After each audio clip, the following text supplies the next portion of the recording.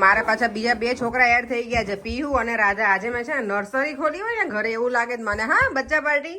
Pihu oil નું massage કરી આપે છોકરીએ, તો કેટલો ફાયદો રહી જો. શું 60 તમારો 60 તમે 10 કિલો કીધું તો પછી કેટલું થાય? હા, એટલે ટ્રાય 10 કિલો કરો છું, 5 કિલો ઘટે તો બી ને મરી ગયા છો.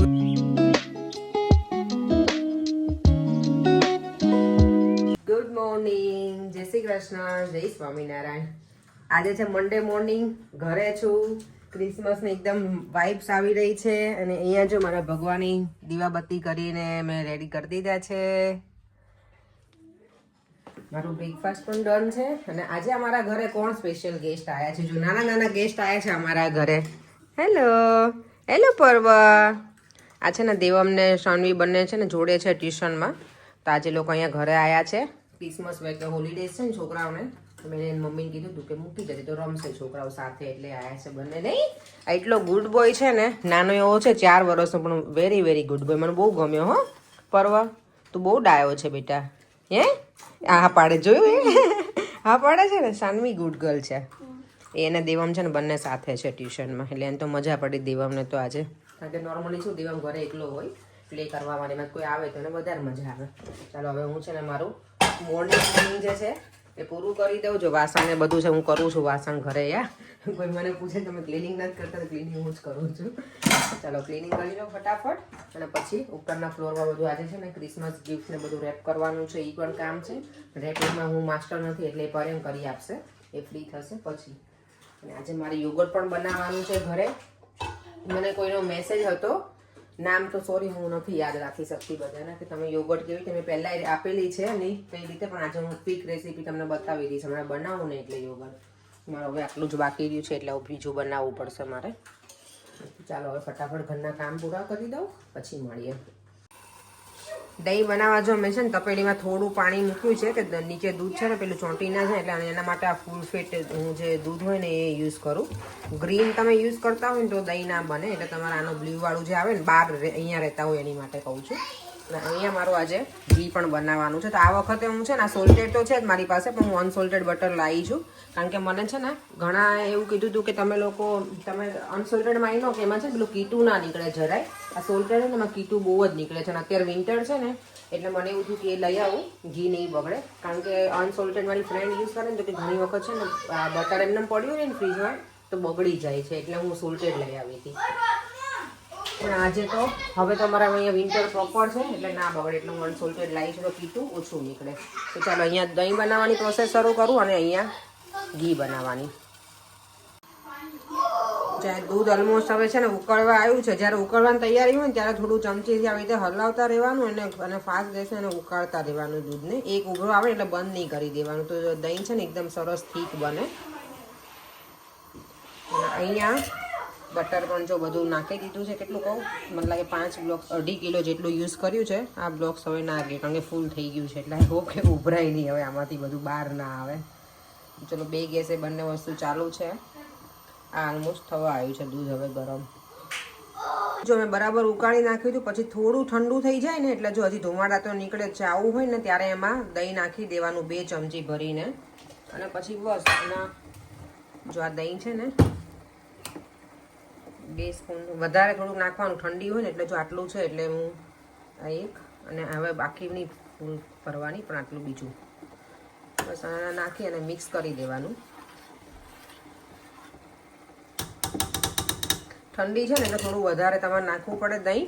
અને દૂધ પણ જ્યારે વધારે ગરમ હોય ને, આમ થોડુંક શું કહેવાય સતક નહીં પણ આમ એકદમ ગરમ હોય ને ત્યારે દહીં નાખી દેવાનું, તો બરાબર બની જાય. બસ હવે આને કવર કરી અને તમારે જો ગરમ પ્લેસ હોય ને એમાં મૂકી દો. આની ઉપર હું છે ને ગમે કંઈ કપડું ઉપર ઢાંકી દઉં છું, એટલે થોડુંક વધારે ગરમ રહે અને જલ્દી બની જાય દહીં.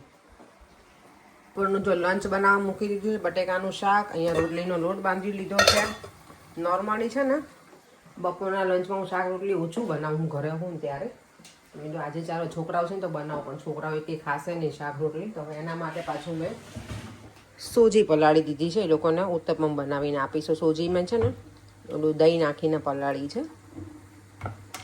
પછી લોકો ઉત્તપમ છોકરાઓને ભાવે, શાક રોટલી મેં એટલે બટેકાનું શાક બનાવ્યું કે લોકોને બટેકાનું શાક ને રોટલી ખાય એમ.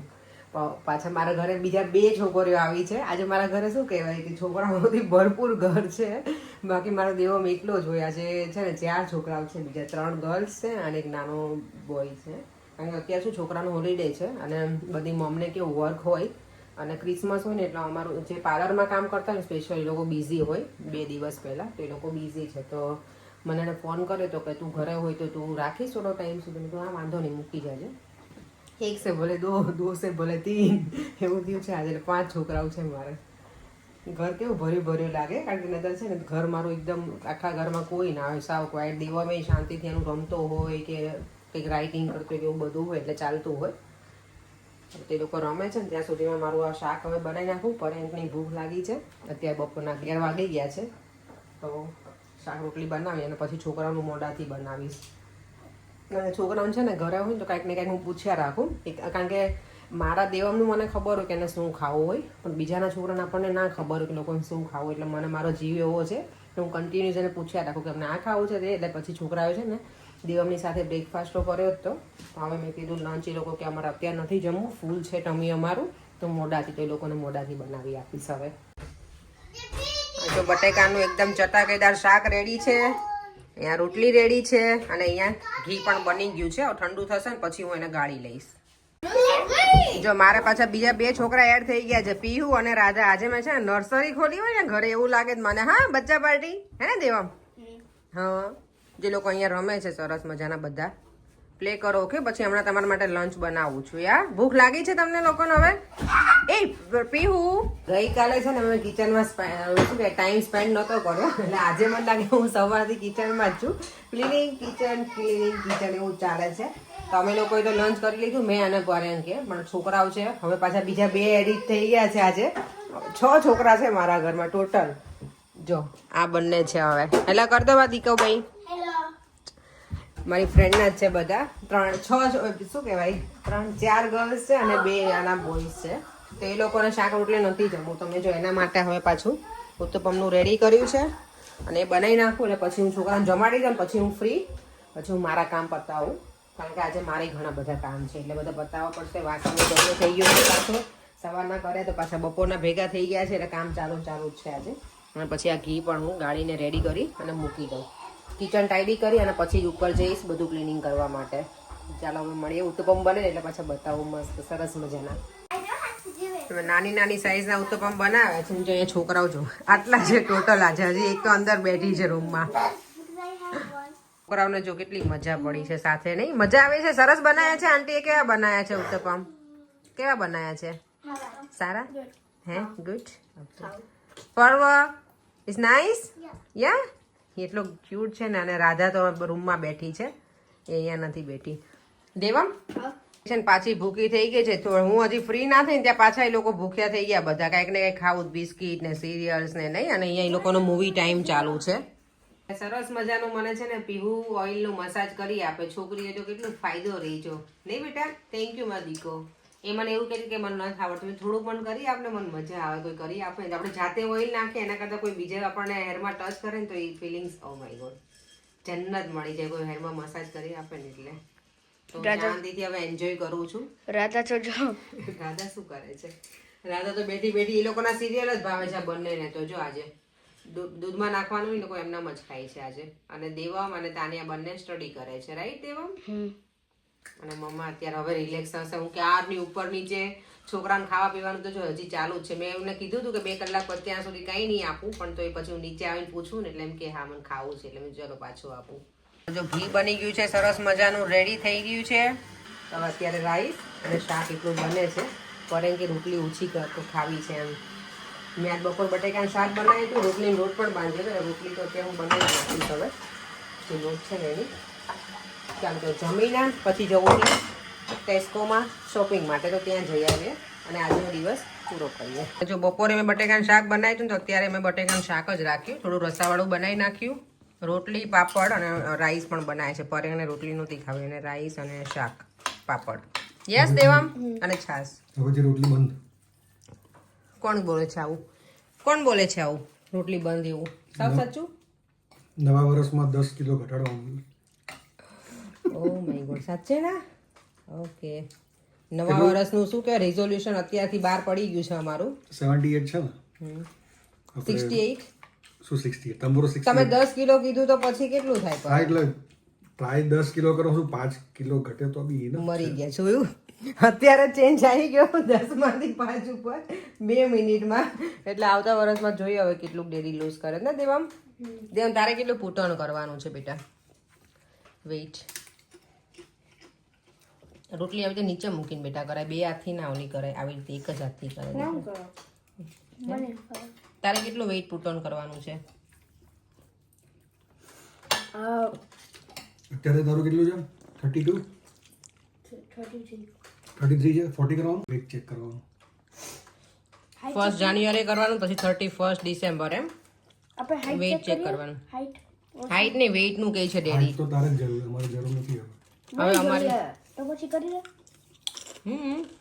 કરી લા ચાલો તો ડિનર એન્જોય કરી લઈએ હવે ત્યાં જે શોપિંગમાં આવી ગયા છીએ કારણ કે હવે કેવું કાલનો દિવસ હશે જ ખુલ્લું બધું એટલે કેટલું અર્લી એ પણ બંધ થઈ જશે કાલે ક્રિસમસ ઈવ છે ને એટલે અને 25 તો બધું જ બંધ હશે તો આજે જે પણ થોડું લેવા કારણ કે તમારું ફ્રીજ સાવ ખાલી છે અમે થોડું ઘણું શોપિંગ કરી લે એટલું બધું કંઈ એવું છે નહીં નેસેસરી કે બધું જોઈએ અને થોડું ઘણું બધું લઈને પછી અમે મોટા ટેસ્ટોમાં જઈશું અને આજે જો મારા હેર છે ને ઓઇલવાળા છે ને તો કંઈક અલગ દેખાતી હશે ઘણા ટાઈમ પછી આવી રીતે મેં હેર રાખેલા છે બાકી ઓઇલ કરી અને હેર વોશ કરી નાખું છું પણ આજે હું કર્યા નથી કાલે વોશ કરવાની છે એટલે અમે લોકો જો ટેસ્કોમાં આવી ગયા છીએ અને અત્યારે જો ભીડ પણ એટલી બધી છે અહીંયા કે ના પૂછો વાત અત્યારે વાગી ગયા છે 9 બહુ જ ભીડ છે મને બધા જો અહીંયા લાસ્ટ મિનિટની શોપિંગ કરતા હોય ને એ રીતનું છે ફૂલ બિઝી છે અત્યારે નોર્મલી અમે આવા ટાઈમે આવે ને તો ટેસ્કોમાં શું આટલી બધી ભીડ હોય નહીં આજે વધારે જ છે ચલો આપણે કપડાના સેક્શનમાં જઈશું પરે પ્લીઝ એવરી સિંગલ ટાઈમ દેવમને ના ગમે મારી જોડે આવે ને ત્યારે દેવમને જ્યારે પણ આવે ને ત્યારે કપડાના સેક્શનમાં ના ગમે પણ મારે છે ને એમાં જ આવવું હોય તો થોડી વાર એવરી જોઈ સિંગલ અને ટાઈમ પછી અમે જઈશું જ્યારે આપણે ટેસ્કોમાં આવે સીધું ક્લોથ્સમાં રસમલાઈ પણ